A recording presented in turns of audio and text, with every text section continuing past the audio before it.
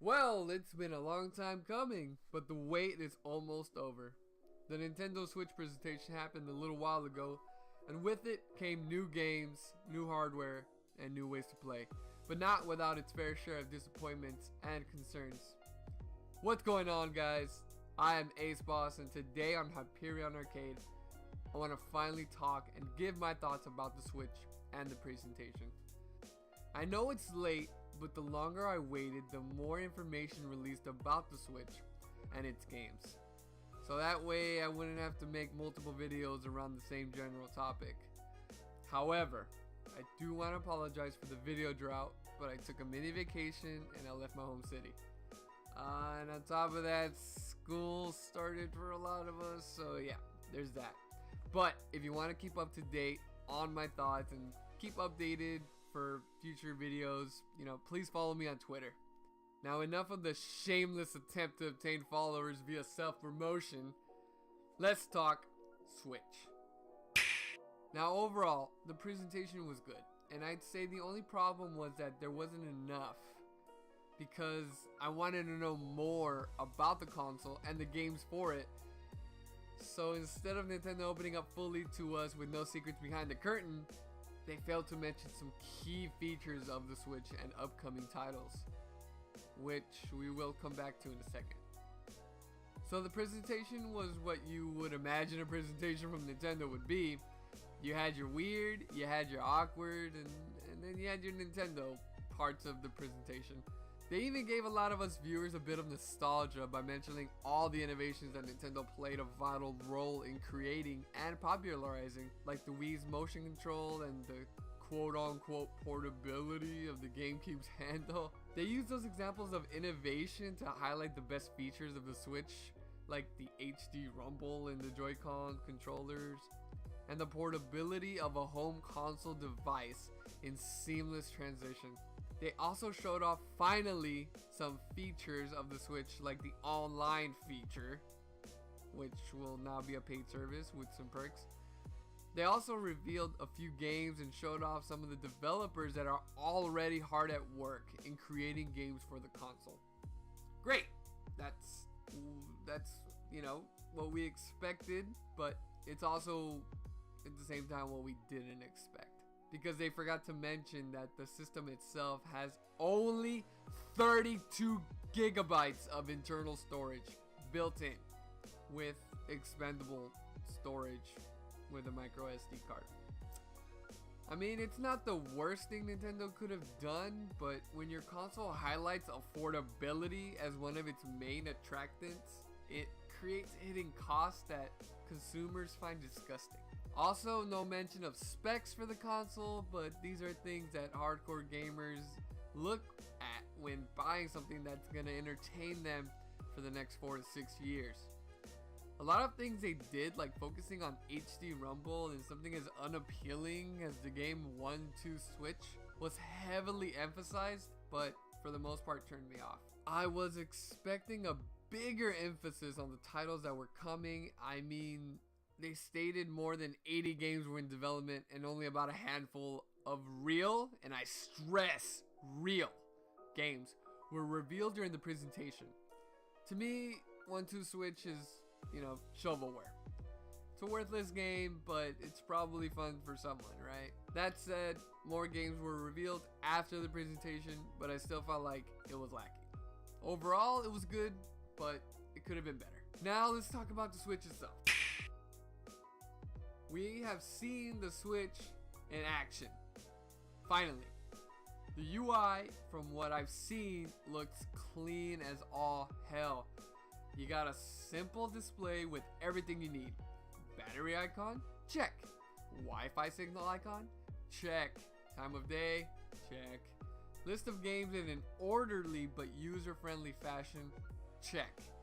Friends list, eShop, album, controller settings, regular settings, and power. Check, check, check, check, check.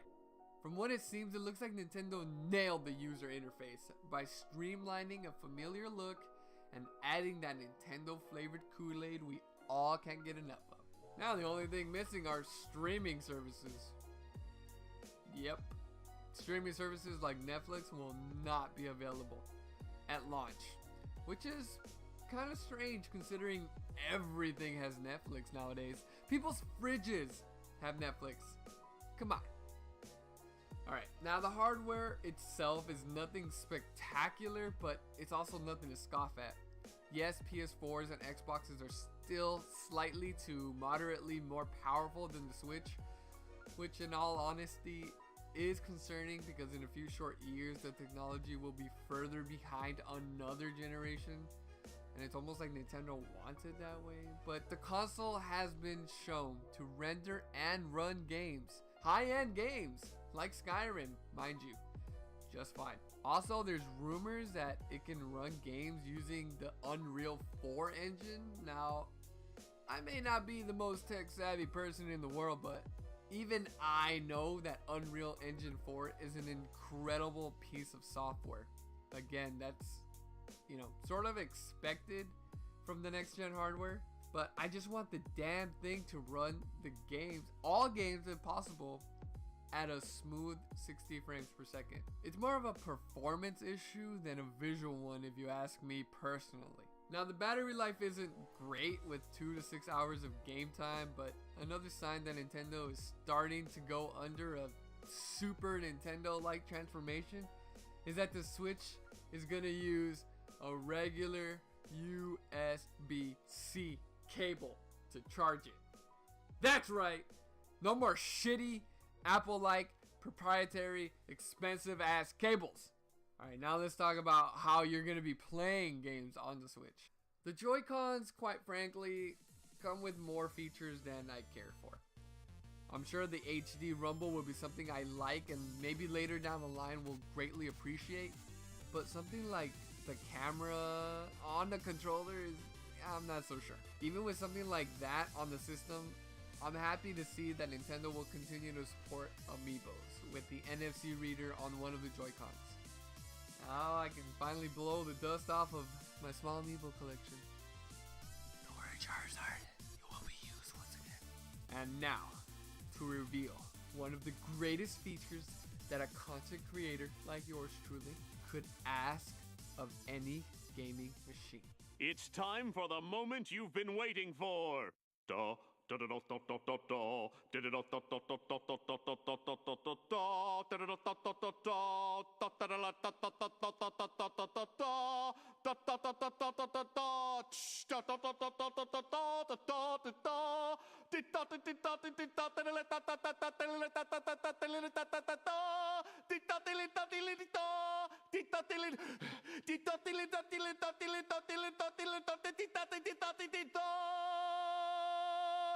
A share button! This shines a whole new light to Nintendo, guys. As some of you may know, Nintendo doesn't have the greatest of relationships with content creators, but just having a share button could mean that Nintendo is finally stepping into the modern era and giving up their old closed off ways. Only time will tell though. Oh, I almost forgot to mention that each Joy-Con can be turned to its side and become a controller on its own. So that, you know, you can play with a friend, which is awesome for me, as soon as I find them.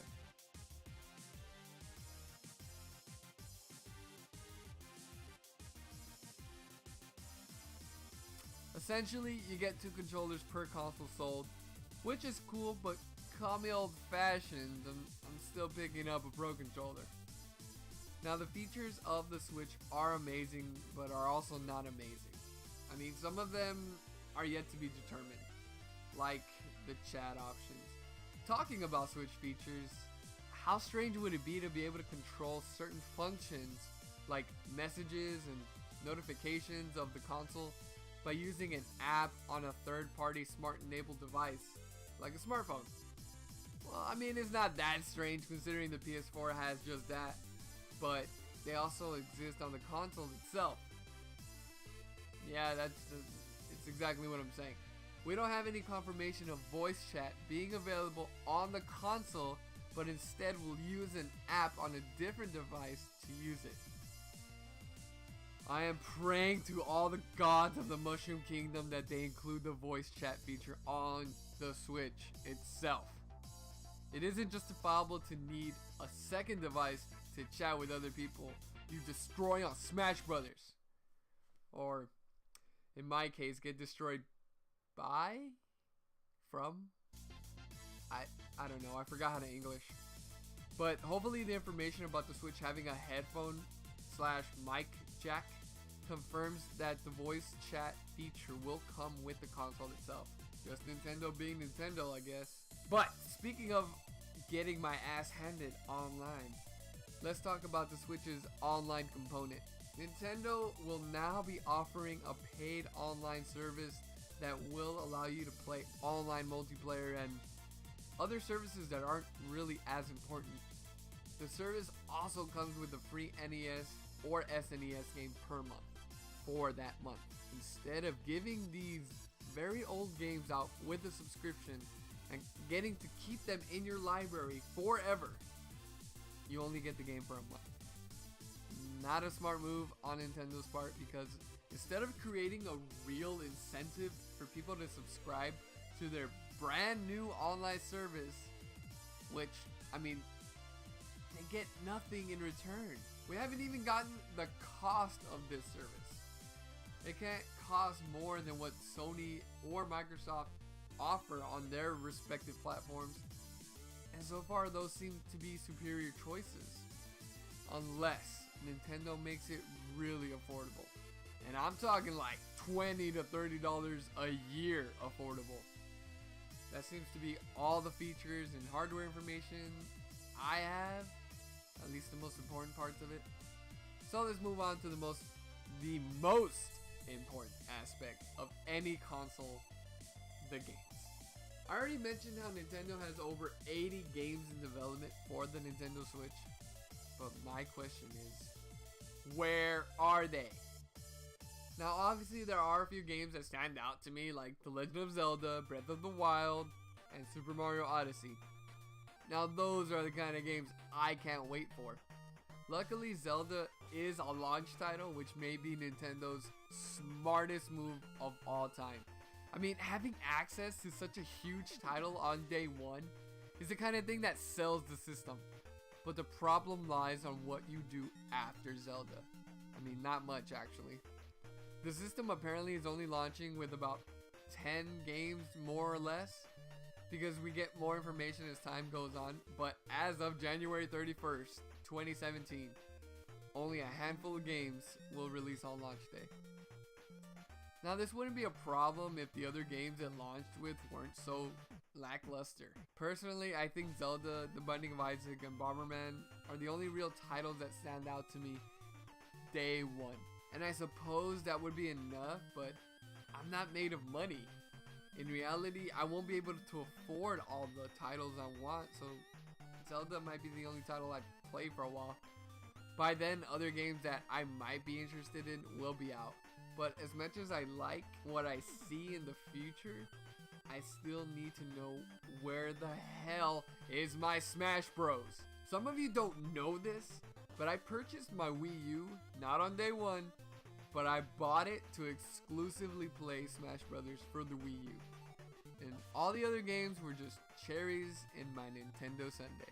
Games like Mario Kart, Xenoblade Chronicles, Bayonetta, Monster Hunter, and Pokken Tournament, they were just great additions to my library, but they're not why I bought the system. Now going back to the Switch's questionable library, I am looking forward to other great titles like Xenoblade Chronicles 2, Fire Emblem Warriors, ARMS, Super Mario Odyssey, Zelda, Sonic, maybe, Dragon Quest games, the untitled Pokemon game, Skylanders.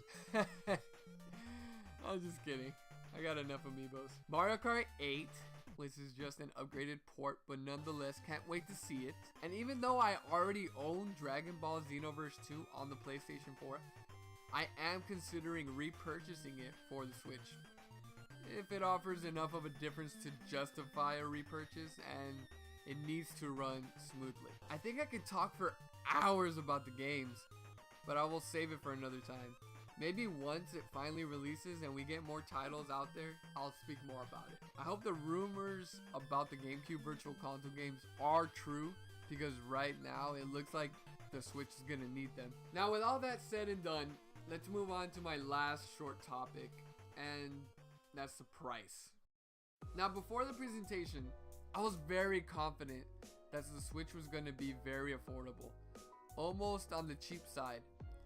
But after it, I realized that I'm going to have to give away my left nut to get everything I want from this thing. The console itself is going to break my bank with a $300 price tag and California's crazy ass tax hike. Plus, most of the games are going to be $50 to $60 plus tax. Then the other accessories like an extra set of Joy-Con controllers are going to run you $80, not including the charging dock for the damn things. On top of that, I'm a traditional gamer. I like to have traditional controllers, and that was what the Switch controller was for, but that might have to wait with it having a $70 price tag on. So you add all that up and you carry the one you get. Holy balls! You get an Alaskan bullworm sized price, which equates to my left nut. But seriously, this thing is gonna have a monster of a price tag. So, you know, that's one thing you should consider when buying the Switch. So, that begs the question, am I getting the Switch?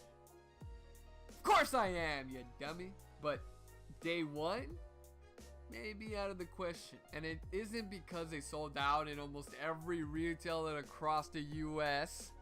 No. But because I know if I pick up the Switch on day one, it wouldn't outright replace my Wii U, which I'm happy for, but I'm just ready for Nintendo's next big thing. There isn't enough incentive for me to pick it up day one. But because I have faith in Nintendo and because I want the Switch to do well, I will pick up the system within the 2-week span of its launch day. If it doesn't sell out again. Because we all know Nintendo likes to do that cute thing where they always have shortages of their branded items like Amiibos and NES classics. Bastards. The great part about the Switch selling out though is that this supports Nintendo and it creates a positive buzz for them, thus bringing in more third-party support for the console. Nintendo might have actually broken the vicious cycle of third parties supporting a succeeding console, but the console only thriving after it has third party support. Now this is looking really good for Nintendo, but I can talk about how Nintendo breaks records for another time. For now, let me know your thoughts about the Switch in the comment section below. Will you be picking it up day one? Let's talk about it. I know I forgot some details about the Switch in the presentation, but I think I covered the most important aspects of it. But again, let me know in the comments. If you like what you saw, consider subscribing because that helps me more than you know. I'm not exactly sure what future Nintendo has at this point because it could go either way. We'll just have to wait and see, and I hope it all goes well for them. I'm Ace Boss. This has been your Hyperion Arcade.